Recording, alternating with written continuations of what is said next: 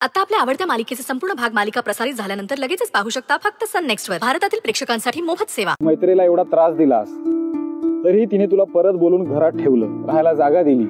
आता तिचा हेतू चांगला आहे की वाईट हे मला माहिती नाही, पण तू सांभाळून राहायला हवंस असं मला वाटतं. अजूनही तुझ्या मनात मैत्रीबद्दल संशय आहे? एवढ्या लवकर कोण माफ करतं गं ताई? ज्यांच्या मनात काही पाप नसतं ना रॉकी, ती माणसं माफ करतात. आणि मैत्री त्यातलीच एक आहे. तिच्या मनात कधीच कुणाबद्दल कायमचा द्वेष नसतो. अरे तिच्यावर तुझा एवढा विश्वास आहे म्हटल्यावर मी काय बोलणार ना. बाकी तुला माझी कधी गरज लागली तर मला कॉल कर. तशी वेळच येणार नाही अरे. आणि तू नोकरी मागायच्या आडून जर हे सांगायला इथे आला असशील तर तू गेलास तरी चालेल, कारण मैत्रीबद्दल माझ्या मनात विष कालवण्याआधी तू इथून गेलेला बरा. खरं तर माझ्या नोकरीचा आणि मैत्रीचा विषय निघाला म्हणून आपण नको त्या विषयावर बडबडत बसलो. खरं तर तुला वाढदिवसाचं काय गिफ्ट हवं होतं हे मी विचारायला आलो होतो. जे काहीतरी गिफ्ट घेतलं असतं त्यापेक्षा तूच सांग तुला काय हवंय. माझ्यासाठी माझ्या आयुष्यात मैत्रीसारखी मैत्रीण येणं हेच मोठं गिफ्ट आहे. त्यामुळे आता मला कुठल्याच गिफ्टची गरज नाही. काय झालं आता का पाहतोस? काही नाही ताई, किती बदलली आहेस ना. म्हणजे सख्या भावापेक्षाही तुला मैत्रीचा विश्वास जास्त महत्वाचा वाटतो. कारण तो तिने कमावलाय आणि तू गमावलायस. रॉकी, विश्वास कशाला म्हणतात हे जेव्हा तुला कळेल ना तेव्हा तू सुद्धा मैत्रीचा आदर करशील. आणि तेव्हा कदाचित आपण दोघं पुन्हा नव्याने भेटू. पण आता तू जायला हवंस, मलाही उशीर होतो. बाय. बाय ताई.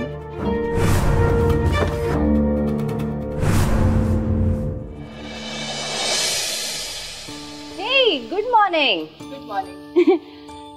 मला सांग, तू कमलाई आणि रूपाला पाहिलंस का? आज राघवेंद्र सरांची पुण्यतिथी आहे म्हणून दोघी सामान आणण्यासाठी मार्केटमध्ये गेले. मला आज उठायला उशीर काय झाला? या दोघी गेल्या पण? हो, आज जरा लवकरच घराबाहेर पडले. काही खाऊन गेल्या का? कारण मला कळत नाहीये नीट.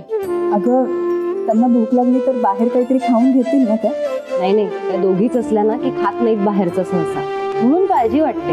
मैत्री, अगं तू काम करणाऱ्या लोकांची पण किती काळजी घेतेस.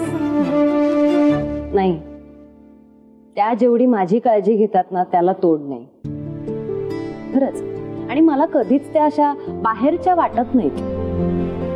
कमलाईमध्ये मी नेहमीच माझ्या आईला बघत आले आणि रूपा मला माझ्या बहिणीसारखी वाटते. तुला माहितीये श्रुतिका, याआधी जेव्हा मला घर सोडावं लागलं होतं तेव्हाही या दोघी माझ्या पाठीशी खंबीरपणे उभ्या होत्या. आणि फक्त या दोघी नाही तर माझ्या स्टाफ पैकी शिवकुमार सर, निवाते सर, उदय दादा, अजून कितीतरी नावं सांगता येतील. सगळ्या माणसांना मी माझ्या कुटुंबापैकी एक समजते आणि म्हणून मी त्यांची काळजी घेते. घर सोडून गेल्यानंतर फार त्रास झाला असेल ना तुला? हा, हातचं सगळं निघून गेल्यावर, रस्त्यावर यायची वेळ आल्यावर त्रास होणारच ना. सॉरी. अगं, हे काय मध्येच? कारण माझ्यामुळेच तुला घराबाहेर पडायची वेळ आली होती. नाही, मला असं नाही वाटत. आपलं जगात कोण आहे हे कळायला हे घडणं गरजेचं होतं असं वाटतं मला. तू फक्त एक निमित्त मात्र होतीस. त्यावेळी मी एक निमित्त होते, पण मग आत्ता काय? आत्ताच काय? तू आत्ता तुझ्या सगळ्या जवळच्या माणसांची नावं घेऊन दाखवलीस, पण त्यात मी नक्की कुठे? आणि जवळची असेलच तर आपल्यात नातं काय? अगं, तू तर माझी सगळ्यात जवळची मैत्रीण आहेस आणि लाडकी वहिनी आहेस. आणि हे जगजाहीर असल्यामुळे वेगळं काही बोलण्याची गरज वाटत नाही मला. So much. मैत्री, मला कधी कधी वाटतं ना की हे नातं माझ्याकडून आणखीन जवळचं हवं होतं. म्हणजे मला असं वाटतं की या जन्मी मला लवकर मरण यावं आणि पुढच्या जन्मी मात्र तुझ्या पोटी तुझी मुलगी म्हणूनच जन्माला यावं. म्हणजे तू इतरांचे कसे लाड करतेस तशीच माझीही लाड करशील. त्यासाठी एवढं काही करायची गरज नाहीये. स्वतःला फक्त अदितीच्या जागी ठेव. मग बघ तुझे कसे लाड करते मी ते. आणि चुकलीस तर कोरडा पण खाशील.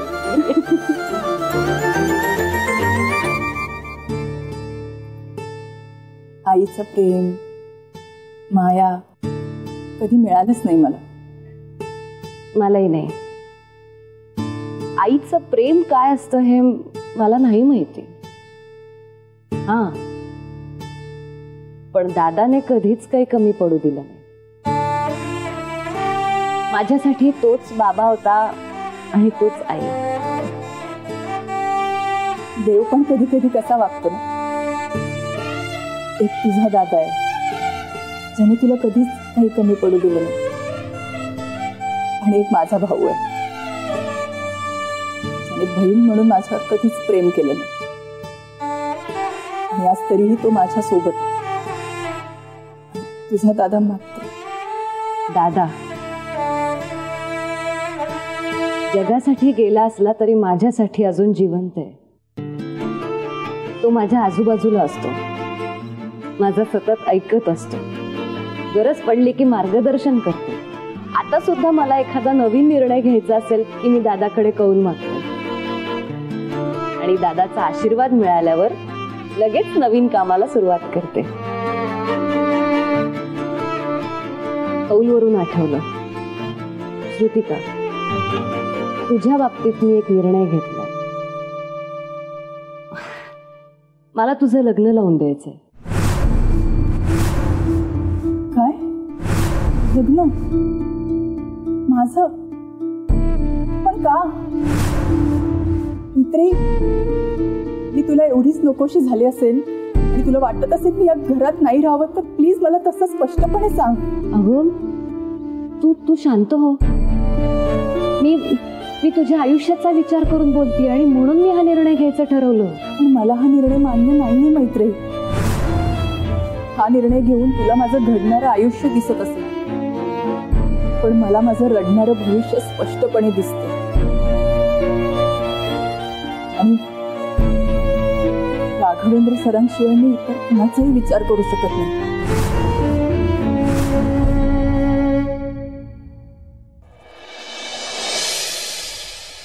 नाही, मी आज कुणालाच भेटणार नाही.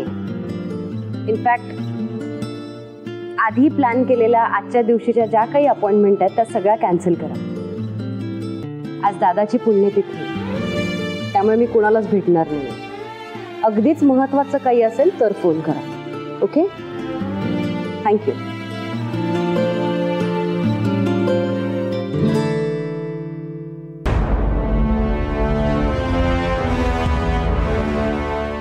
मी आज लग्नाचा विषय काढून श्रुतिकाला दुखावलंय,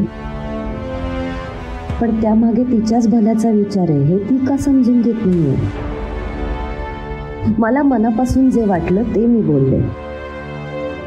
आता तिने काय निर्णय घ्यायचा ते एकतर ती स्वतः ठरवू शकते किंवा मग दादा तिला सांगू शकतो. पैसे ते वधूवर मंडळाकडनं आले होते, तुमच्यासाठी त्यांनी पाकिट दिलंय.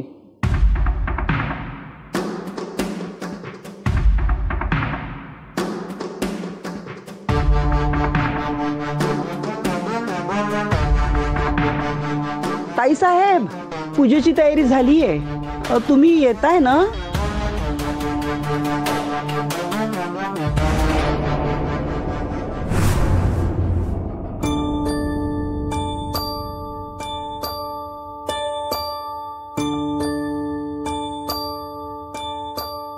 मामा, आई म्हणते तसं तू जिथे कुठे आहेस तिथे सुखात राहा, आनंदात राहा आणि आमच्यावर लक्ष ठेव.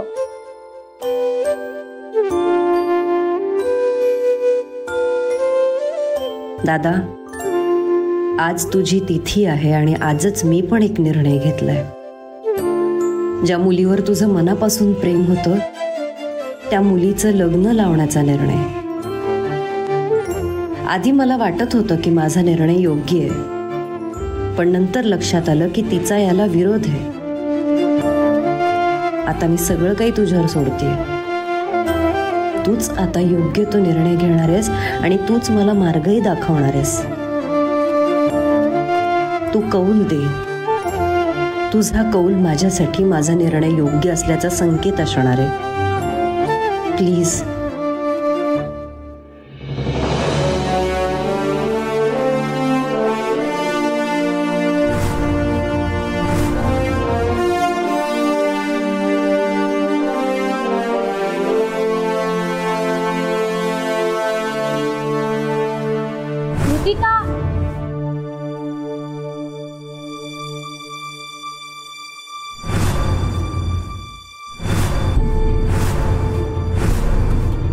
सगळं काय प्रकार आहे? आज राघवेंद्र सरांची तिथी आहे ना, म्हणून नेसली. आणि मैत्रेयी, यापुढे मी अशाच साडीमध्ये असणार. अगं दादाने लग्नासाठी कौल दिले आणि हीच आनंदाची बातमी सांगायला मी वर आले आणि काय वेडेपणा लावलाय हा. हा वेडेपणा नाहीये मैत्रेयी, उशिरा आलेलं शहाणपण आहे. त्यांनी त्यांचं प्रेम कायमच सिद्ध केलं. आता मी माझं प्रेम सिद्ध करणार आहे. प्लीज इमोशनल होऊन असा चुकीचा निर्णय घेऊ नकोस. मी इमोशनल होऊन निर्णय नाही घेतलाय अगं, खूप विचार करून निर्णय घेतलाय. मला माझ्या शेवटच्या श्वासापर्यंत राघवेंद्र सरांची विधवा म्हणूनच जगायचंय. प्लीज तुम्ही सुद्धा मला लग्नासाठी फोर्स नका करू. हवं तर ही विनंती समज.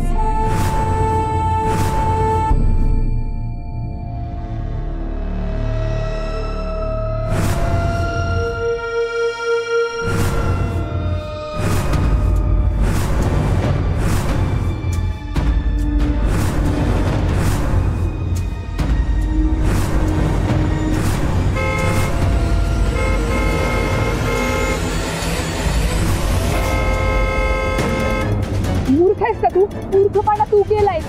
काय गरज होती मला वाचवण्याची? काय गरज होती तुला जीव देण्याची? हे सगळं करण्याआधी स्वतःचा नाही निदान घरच्यांचा तरी विचार करायचा ना. शांत हो तू आधी.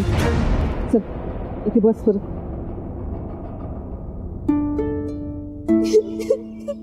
हे बघ रडू नकोस. शांत हो बरं आधी. शांत हो.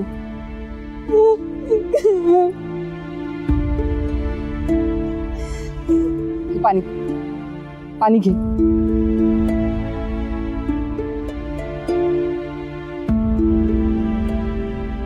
बरं वाटतंय का? मला सांग तुझं घर कुठे आहे? चल मी तुला तुझ्या घरी सोडते. नको, मी त्या घराला आणि घरातल्यांना कंटाळूनच जीव द्यायला चालले होते.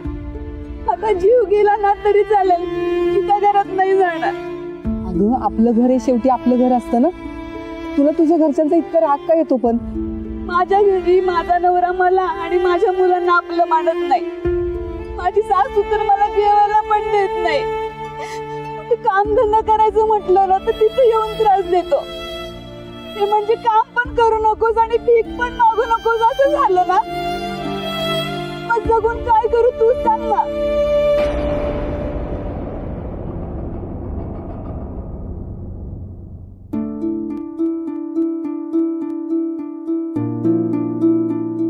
हॅलो ताईसाहेब, मी रूपा बोलतीये.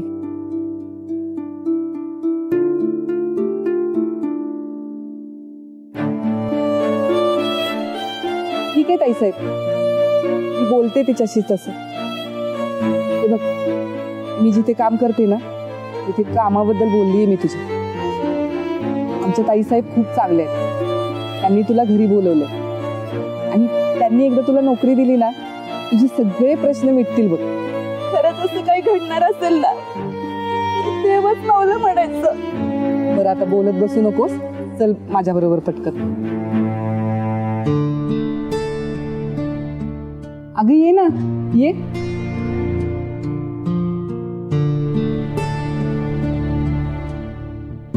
घाबरू नकोस, ये.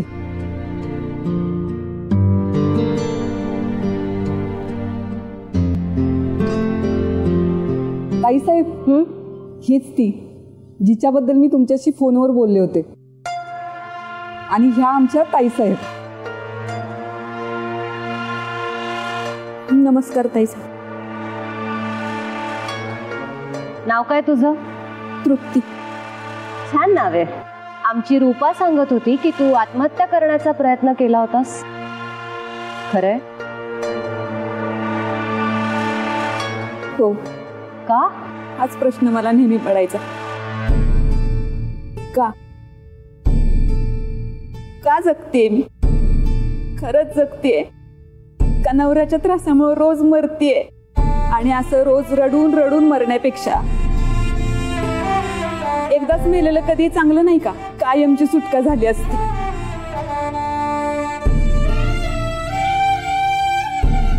ओके, आपण एक वेळ असं मान्य करूया की तुझा नवरा बेजबाबदार आहे. पण तुझं काय?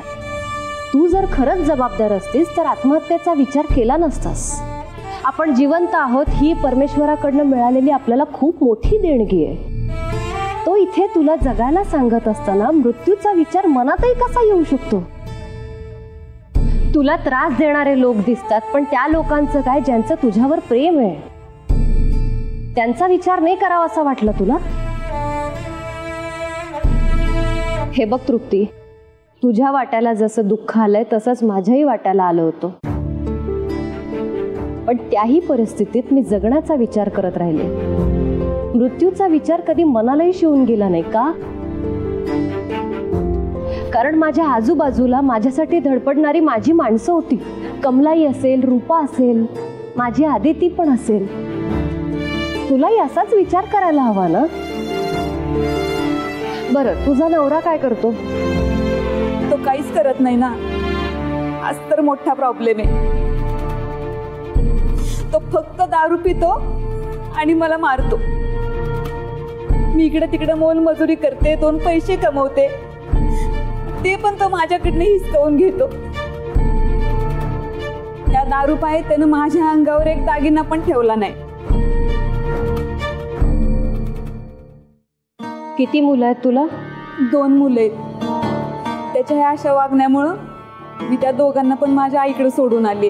2 मुलं पदरात असताना असा वेडेपणा करायला निघाली होतीस तू? खरंच जर जीवाचं काही बरं वाईट झालं असतं तर त्यांचं काय झालं असतं?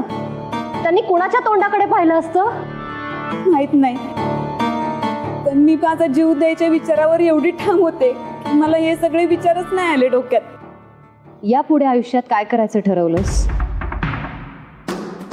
जीव देणं एवढाच विचार केला होता. ताईंनी मला वाचवलं आणि तुमच्या समोर घेऊन आलं. इथून पुढे आयुष्यात मी काय करणार आहे मला खरंच काय माहित नाही ताई साहेब. तृप्ती, तू मला प्रॉमिस कर की तू यापुढे आत्महत्येचा विचार करणार नाहीस. आणि जर तू मला प्रॉमिस केलंस तरच मी तुला मदत करू शकेन. मी शब्द देते, मी असं चुकीचं पाऊल कधीच उचलणार नाही इथून पुढे. गुड. यापुढे इथेच राहायचं. रूपा आणि कमलाई सोबत काम करायचं.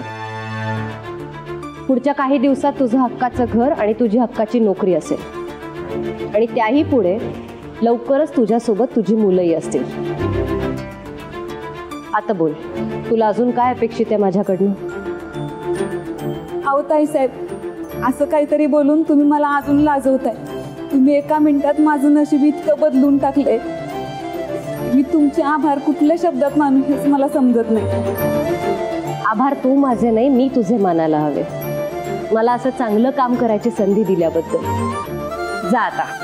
रूपा आणि कमलाई तुला तुझं काम समजावून सांगतील.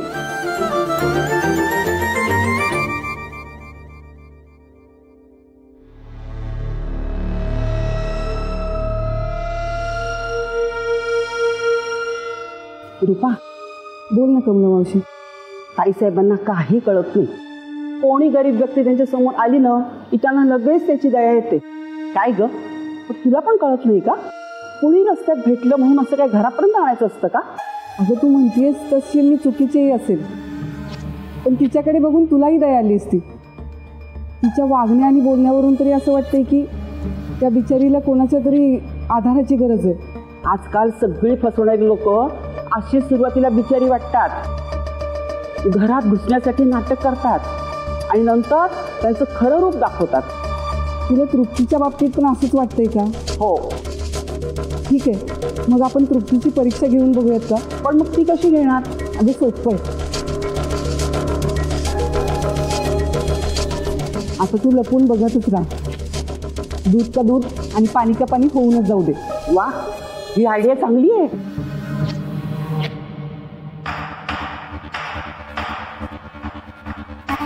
तृप्ती, तृप्ती, बोला ना रूपाताई. तुला मगाशी सांगितलेले काम ते राहू देत. आधी एक ग्लास नीट साफ कर आणि या ट्रेमध्ये मांडून ठेव. ठीक आहे.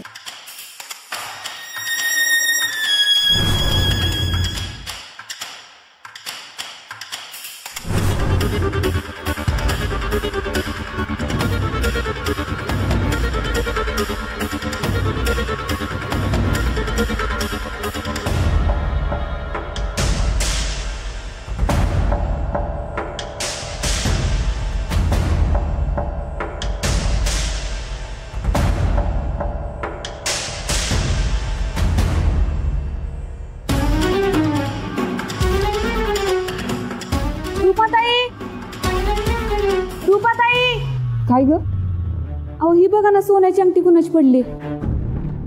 अरे देवा, ही तर माझीच अंगठी आहे. बरं झालं तुला सापडली. काय रूपाताई तुम्ही, कुठेतरी हरवली असती म्हणजे. बरं मी काय म्हणते, तुला जे आधी सांगितलं होतं ते काम पूर्ण कर आणि मग इथलं काम कर. ठीक आहे रूपाताई.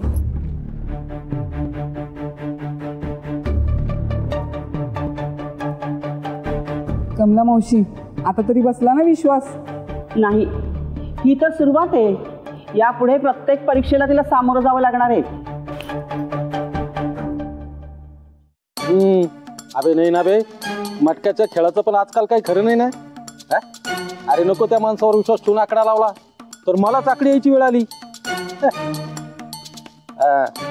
आधीच कडकी